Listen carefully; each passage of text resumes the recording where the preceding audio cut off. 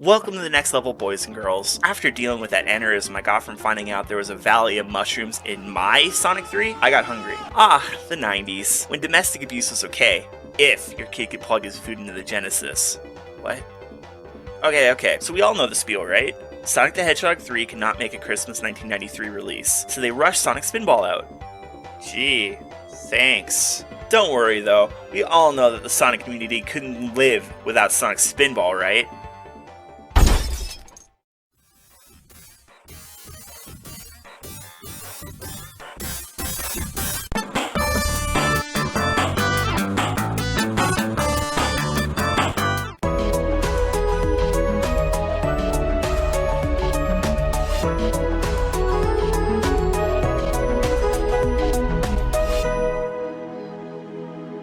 So, instead of pushing the game until December 1994 and making Sonic 3 the biggest game of all time for the Sega Genesis, they split up the game. But we all knew this. You have been paying attention, right? There will be a test after this, so study up. Their solution to the whole mess was to market the first half with obesity, but how did they market the second half? Simple. Throw every Sonic fan they found in a horny jail.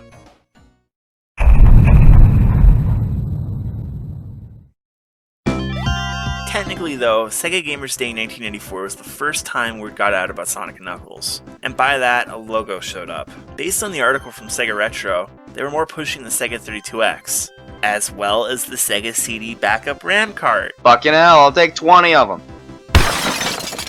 The real meat and potatoes was an event called Rock the Rock on MTV, which for everyone my age is basically 90s Hormones TV channel. They held 40 competitions around parts of the world, took the top 50 players of those, put them in prison uniforms, had them participate in a chase, and took them and locked them up in fucking Alcatraz of all places. That will teach you to be good at Sonic, you fucking animals. You disgust me. I forgot to mention as well that 5 of those contestants were random call-in winners. They had no hope of winning anything, they just wanted to be thrown in horny jail too. Just remember, Sonic fans are always weirdos. What does any of this have to do with Sonic & Knuckles? Well, Chris Tang won the competition by 30 rings and won the $25,000 cash prize. The entire special is pretty lame for a game reveal, since most of it shows footage from one zone. The coolest thing about this game is the mushroom. Is that maybe because that's all you've seen of the game? The most interesting part of the video is definitely the visit to STI. Sega in later years has not really commented much on the development of Sonic 3 themselves, so much so... Is that Tierra? In 1994? Why are they showing us that? Imagine if you were watching a small shitty video on Yoshi's Island from the 90s, and partway through, they show you a character from Super Mario 64 2 or something. Like, what the hell? Okay, so these concept art pieces are really interesting, because some of them have only ever been seen in this nearly 25-year-old video. What's even more interesting than that is that a few of these that we have seen since in higher quality were repurposed from Sonic 2's development. This piece, for example, was originally a ruin zone for Sonic 2, which was repurposed for the final Sonic 3 zone, Marble Garden. This brings up an important question. Let's argue for a second here that all of this concept art here was repurposed from Sonic 2. A lot of zones in Sonic 3 resemble cut zones from during Sonic 2's development. But were the people who came up with these designs credited in any way? Brenda Ross, a person who has had 2 zones from Sonic 2 cut, being Dust Hill, Sand Shower, whatever the hell it wants to be called this week, and a recolor of that zone for a winter level, has been noticeably passive-aggressive to people who ask her about Sonic 2, or even Spinball, as her level was also cut from that game. Look at this winter piece. This beautiful piece has never been seen in HD, or ever released since, and it's one of the few pieces that hasn't been. Is it possible that the Sonic 2 developers were never credited when the new zones were made up, and that's why information on this game's development are so hazy? Maybe I'm just talking out of my ass here. Anyways, the rest of the special is pretty poorly done. There's a segment with a man who actually was locked in Alcatraz, who I can guarantee you no kid interested in the game was listening to. But what's actually really awful is the competition. They never explain the rules, how you play. Well, I got my game of Sonic & Knuckles, and I'm going to be playing all day. Sir, you'll have to leave the game here. No, man, they told me I can have it. Oh great, not even the commentators have any idea what's going on. And at one point there's random Knuckles and Sonic 2 footage, so I have no idea what the rule set was other than it was based on rings and probably a timer. But this is coming from someone who knows what a Sonic is. Can you imagine watching this in 1994 in a home where your family was technologically inept? I'm sure that was still really common in 1994. Okay, I'm just done with this stupid special. Sega Japan, on the other hand, never planned on releasing the separated game, so Sonic 3 was actually not released in the region at first. Instead, they were planning on releasing the locked-on version as the only option there. This, like the usual stupidity of Sega Japan, was a mistake. Why? Massive importing of the US version and tons of pirated cartridges made. Like any idiot could have seen that coming, the US was the only region where actively importing wasn't a thing. So Sonic 3 got a Japanese release after all. Anyways, the reason the cartridge is so special is because of the fact that the cartridge could take a cartridge on top of itself. But we're actually ignoring that here. We, today, are actually talking about the game as if you only had a Sega Genesis with Sonic & Knuckles by itself. I know it seems odd to talk about Sonic & Knuckles by itself, but for right now, we are just looking into the merits of the game as it was originally released by itself with nothing else. The story, according to the American manual, tries to imply Sonic, as well as Knuckles' story, happened at the exact same time. So once again, let's ignore that. But let's look at the Japanese manual, which talks about the locked-on version. Ah, fuck. Spoilers, Sega. Okay, both manuals are not much help for the solo experience straight out of the gate. Alright, okay, I'll try myself. Remember me fighting the big arm boss and causing the Death Egg to crash again? Well, Sonic and Tails crash landed in the Mushroom Hills zone. Our goal is to make it back to the Death Egg and stop Robotnik. The English manual tries to imply that Sonic somehow knows what the Master Emerald is, which, when would that have happened? Okay, say Sonic can talk, so despite there never being a conversation in Sonic 3, let's just pretend one happened. Fuck it. Before we begin, we need to talk about the new playable character. That's right, we can play as Knuckles.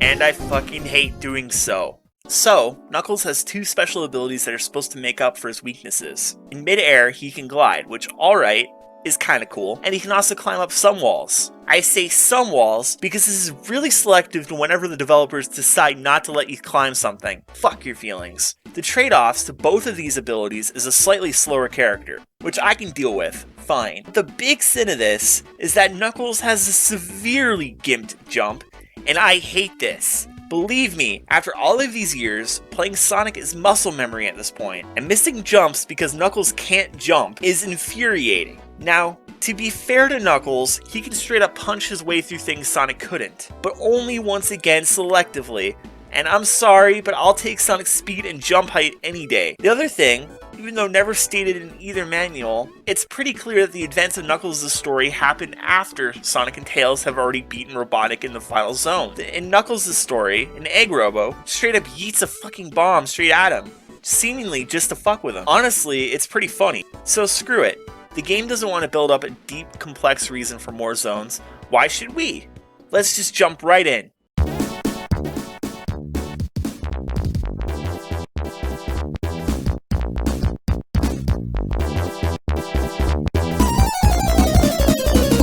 It's been pretty obvious my footage has been using Sonic 3 Complete on my EverDrive, right? Well, I mean it is now. Yes, for this entire series of videos, I played Locked On. Sue me. Anyways, this place realistically could be called the Emerald Forest Zone, since there are actually 11 giant rings in the zone alone, which makes a lot of sense in the locked on version. It is kinda tricky in my opinion to find them all too, since I feel like a big shortcoming in the stage is that a lot of the set pieces in the zone seem to look identical, so it can be pretty tricky to explore. But, in the zone's defense, it is supposed to be a forest zone, so that could have been intentional. And considering the fact that this not only needed to be the 7th zone in the combined Sonic 3 experience, as well as the first zone in Sonic & Knuckles by itself, I think this zone is a great level because of that, and the bosses are really unique too. We have a lumberjack robot. Thank God he isn't using that axe on us. I don't think Ring has protected Sonic or Knuckles from mutilation. Sonic!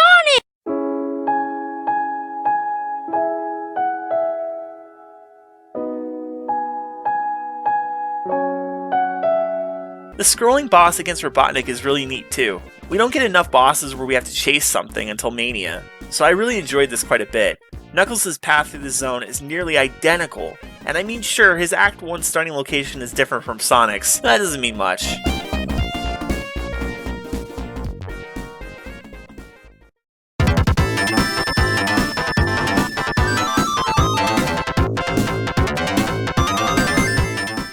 interesting fact about this zone that most people already know is that this zone was originally meant for the first half. The zone would have taken place between Carnival Night and Ice Cap, with Sonic breaking off a door to the ship to use as a snowboard.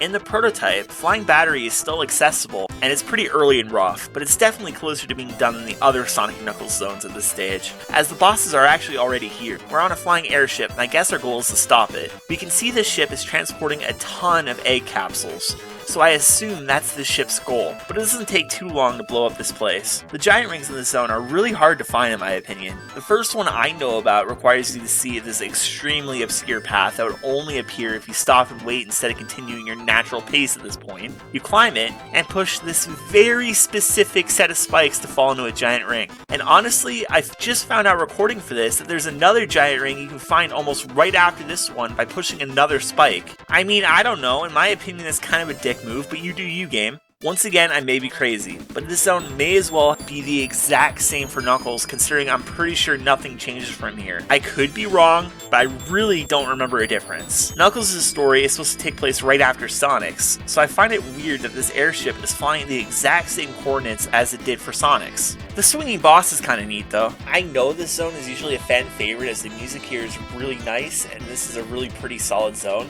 but generally it's not one of my favorites, and honestly I couldn't really tell you why. I guess in the end it's a solid enough zone and there's nothing wrong with it. It just never wowed me.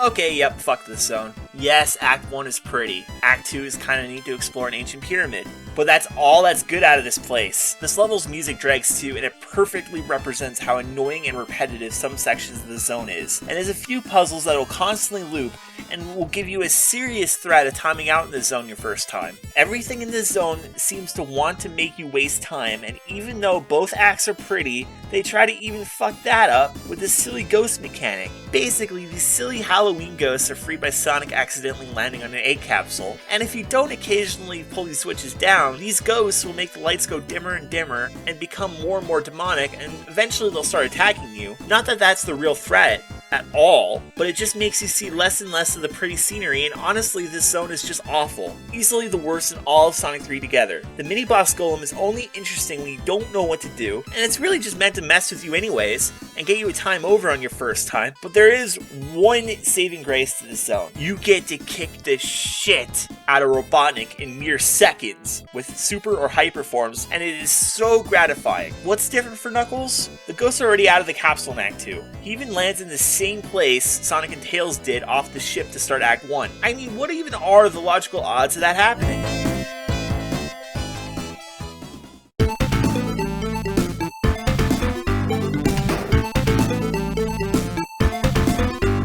Well, if the last zone is by far the worst of Sonic & Knuckles, this zone is definitely one of the biggest highlights. This zone does for lava areas what Ice Cap did for winter zones. This zone with Sonic and Tails is a great challenge, and it doesn't seem dickheaded at all. It's fun to race through this place, and when you get to the second act it becomes crystalline and serene, which makes me wonder if Lava Reef is somewhere close to the Ice Cap Mountains. If you think that is extremely stupid, remember the OVA. Anyways, the really weird thing here is that according to the level select, this zone actually has 4 acts. In Sonic's story, at the end of Act 2, we run into Knuckles, who punches a fucking snow boulder into us. Man, what an asshole. And we fall into the most dangerous looking area of the game and get a glimpse of the Crash Death Egg's power. Honestly though, the boss here is a joke, since if you grab the fire shield, all you have to do is avoid the mines and he'll kill himself. But this is seriously such a great zone. In the prototype of Sonic 3, this zone normally isn't accessible, but someone way smarter than me figured out that there is still leftover Lava Reef data in the ROM, so it's somewhat restorable, of course without collision. But just the fact that this is possible is insane to me. For Knuckles though, this zone is significantly different. For the worst. This is just mostly slapstick zone since you are going to be taking lots of hits in this zone. It's just lame if you play as Knuckles. I guess at least it's different this time. What's really cool is that if we continue to what this game thinks is Lava Reef Act 4... Wait, what? They did it? The madmen did it! One of the biggest crimes Sonic 2 committed was having this beautiful zone removed from Sonic 2, but they brought it back for Sonic 3. Awesome, Wait, this isn't Hidden Palace Zone. Okay, it's a similar theme, but it's not the same thing as the cut zone. This really is just a cutscene zone, and halfway through, oh, I'm gonna enjoy this. Time for a Knuckles!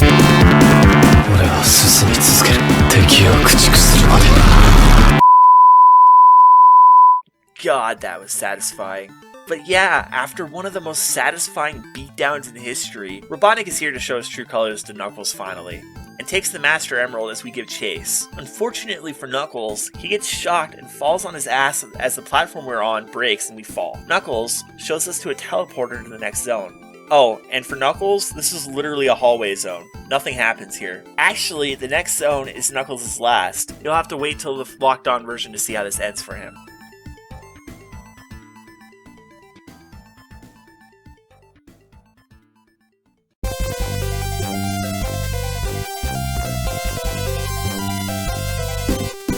The beam of light here drops us off in these ruins of the sky that remind me a little bit of the Kingdom of Zeal and Chrono Trigger, and oh, that's not good. We run across the ruins, avoiding A-Robos and falling into the vast ocean, running into a new robot Sonic, driving the Green Hill Zone boss machine? This new model is known as Mecha Sonic, and this feels way harder than it did in Sonic 1, but I'm not sure why.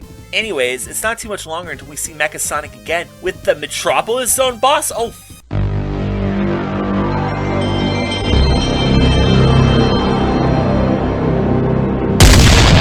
actually, this fight's a lot easier than last time thanks to the double spin attack. Anyways, the single act zone is actually not much longer. Finally, we fight Mecha Sonic and taller air dash kind of move, colored eyes. Is this thing a warning of the future? Anyways, we beat it and we run up crumbling platforms, so we just make the Death Egg, leading into the final real zone of this massive quest.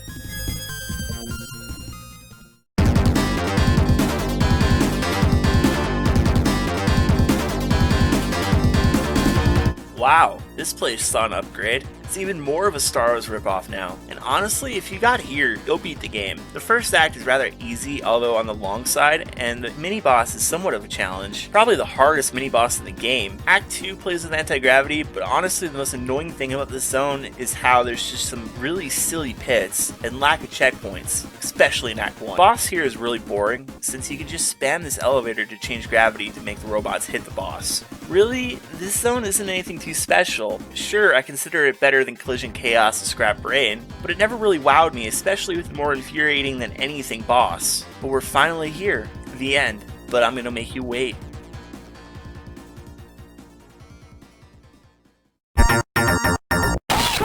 Exactly the goddamn same with 7 new layouts. Next. Sonic & Knuckles alone is 2 minigames, Magnetic Spheres and a slot machine. I already kind of made a mistake, and I thought Magnetic Spheres was part of Sonic 3, but I'll just cover the slot machine here. In a nutshell, you basically get a fusion of Sonic 1's special stage and Casino Night's slot machines from Sonic 2. If you get 50 rings, you even get a continue, just like in Sonic 1. Just like Sonic 1 as well, you leave the same way. There are gold spheres that warp you out, and the walls that will also turn into spheres if you touch them for too long or too many times. However, unlike Sonic 2, I always thought the odds of getting anything good from the slots was a crapshoot at best. It seems like more often than not, I get fucked by these slots. I guess it's a good message, but still, I much prefer cheesing magnetic spheres since lives are so much more useful than continues. Alright guys, one step left. We've talked Sonic 3, we've talked Sonic & Knuckles, but we aren't done. See, we've been ignoring the biggest advertised feature of Sonic & Knuckles, Lock On. But no more. No, I have to say I'm glad. You see, in 1994, the big failure the Sega 32X was launched, which was an add-on you plugged into the cart slot to increase the Genesis's overall power to a little bit stronger than the Super Nintendo running the Super Effects chip too. When they did it, they advertised to the horny Sonic nerds by using innuendos. Mom, what are those Sega consoles doing? Making an arcade system, dear. Like, Jesus! Same year this cart comes out. Good thing they didn't do the same thing here. Sega presents one champion of good, one pawn of evil. It's Sonic & Knuckles. Not only is it the greatest Sonic game ever, it also comes with lock-on technology. Plug in Sonic 2 and use Knuckles to play in a whole new way. Plug in Sonic 3 for 34. Son of a...